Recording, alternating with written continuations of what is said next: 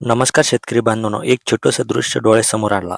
सकाळची वेळ आहे. शेतात असलेला शेतकरी आकाशाकडे पाहतोय. कधी पाऊस येईल, कधी थांबेल याची काही खात्री नाही. असंच काहीसं गेल्या काही वर्षात अनेक शेतकऱ्यांसोबत घडलं. कधी अतिवृष्टी, कधी दुष्काळ, तर कधी अवकाळी पावसाने उभं पीक पूर्णपणे जमीनदोस्त केलं. कालच आपल्या गावातील रामभाऊ भेटले. त्यांच्या डोळ्यात काळजी स्पष्ट दिसत होती. ते म्हणाले, सगळं पीक गेलं. आता पुढं काय करायचं काहीच कळत नाही.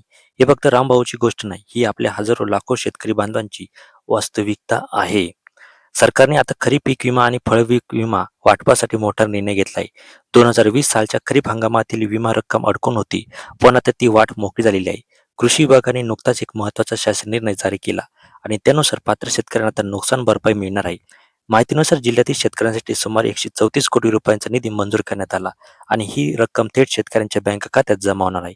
सर्वात महत्त्वाचं म्हणजे एप्रिल महिन्याच्या पहिल्या आठवड्यातच या वाटपाला सुरुवात होण्याची शक्यता आहे. म्हणजे रामभाऊ सारख्या शेतकऱ्यांच्या खात्यात लवकरच काहीतरी आधार येणार आहे. आता थोडंसं फळ पीक विम्याबद्दल बोलूया.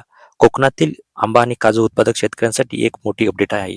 17 मार्च रोजी झालेल्या बैठकीत या विषयावर सविस्तर चर्चा झाली आणि त्यानंतर आंबा व काजू पिकांसाठी विमा लागू करण्याचा निर्णय झाला.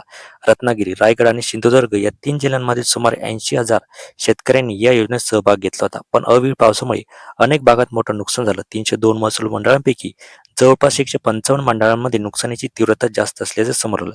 यामुळे आता शेतकऱ्यांना आर्थिक मदत देण्याचा मार्ग इथे मोकळा झालेला आहे.